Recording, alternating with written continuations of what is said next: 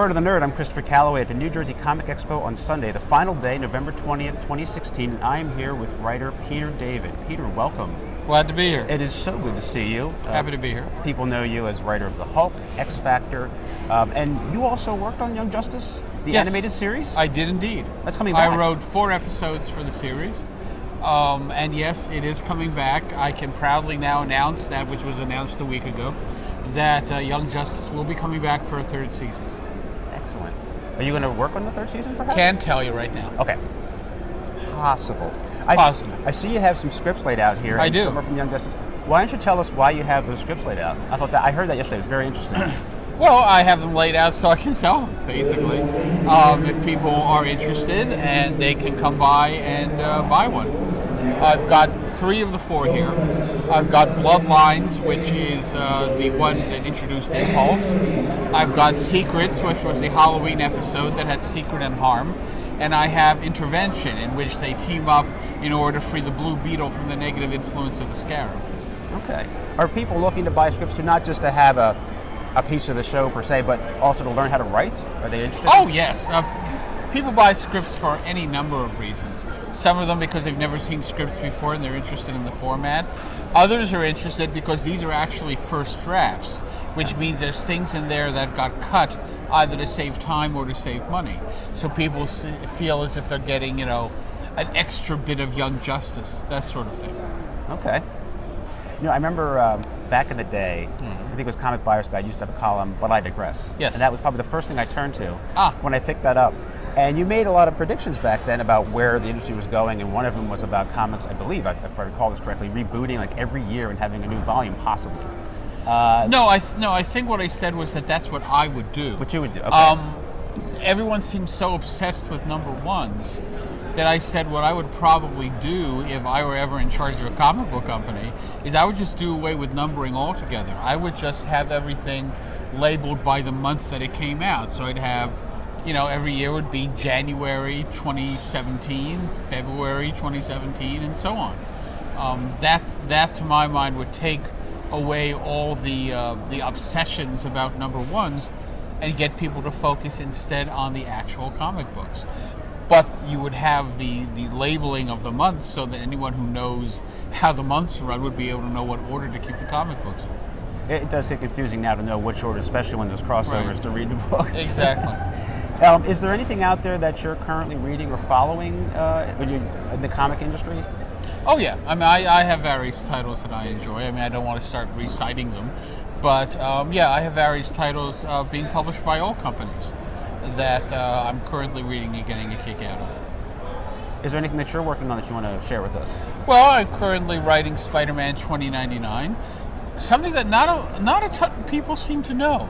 Really? I've had many people coming up to me and asking, so what are you writing now? And I go, Spider-Man 2099, and many of them are completely surprised.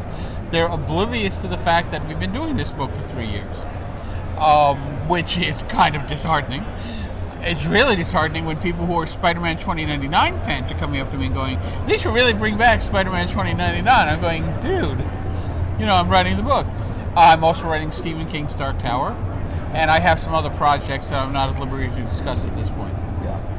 The Spider-Man 2099, I read that back in the 90s, and I picked it up when it came out again. I was really excited to see that the character was coming back, because I thought, I like that different spin on, I think it was Miguel O'Hara being the Spider-Man, and having that different suit, different way of getting the powers. Yep. I'm surprised people don't know about it. So now you know. Yeah. If you don't know, you're hearing it from us. It's out there. Pick it up, support it, so it keeps being published.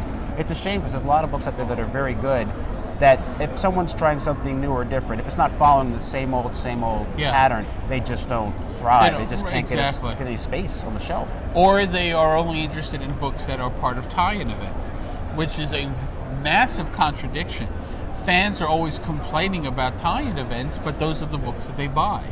So, if they would support books that were not part of tie-in events, that would help diminish the necessity for the tie-ins. But as long as the tie-ins are pretty much the only books that they're buying, there's going to be tie-in books. Okay. To date, what has been the work you're most proud of? I don't know. It's like saying what child am I most proud of? Right. I know. I have various works that that I'm proud of. I mean, my run on the Hulk, 12 years. If I had to pick one thing from the Hulk, it's a Future Imperfect, which Yes. I worked on with George Perez. I enjoyed writing the Atlantis Chronicles for DC Comics. That was a great deal of fun. A Fallen Angel, a series that I wrote for DC and then for IDW. I'm very proud of that. But really, I really enjoy whatever it is that I'm working on at the time. I mean, I read an article many years ago that said that 85% of Americans do jobs that they're really not interested in, that they don't care about. They do it in order to pay the bills, but they're not really happy with what they're doing. I'm one of the lucky 15% who does a job that he loves and gets paid for it. And, I try to never lose sight of that fact.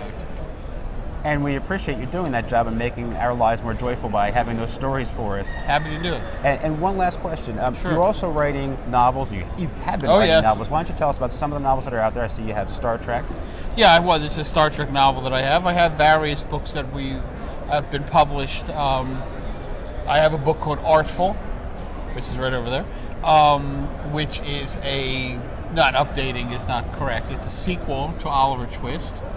But what happened was I noticed some interesting things when I was reading Oliver Twist one day. I have no idea why I was reading, and I just was. I noticed some things about Fagin. He never comes out during the daytime. He never eats anything. He never drinks anything. Bill Sykes even comments on the fact that he never drinks anything and buys him a drink, which Fagin then proceeds to not drink. And at one point, Fagin is described, and this is in Dickinson's book, as having no teeth except for a couple of fangs, like a dog's. And I'm reading all this and I'm going, holy crap, Fagin's a vampire. And that's where Artful came from, in which the Artful Dodger learns of a vampire conspiracy in London. And his only allies to try and stop it are a teenage girl who says her name is Alexandrina, which it is, but her full name is Alexandrina Victoria, and she's an ex-queen of England, and an 8-year-old Dutch boy who says he knows everything there is to know about vampires. His name is Abraham Van Helsing.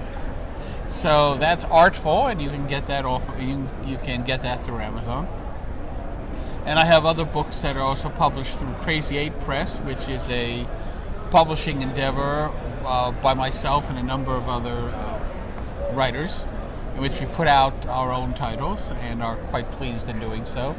The most recent one that's come out is Pyramid Schemes, which is the latest book in the Sir Apropos of Nothing series. So you may want to check that out. And yeah, I mean, I could sit here and talk about books all day because I've had over 100 books published. So, I've been doing this for a little while. Well, we appreciate you doing it and keep on doing it. That's the plan. So I know you have a busy day. You got a panel coming up. Yep. So I'm going to let you get to it. Peter, Okay. thank you so much for joining us. No problem. Happy to do it. Thank you.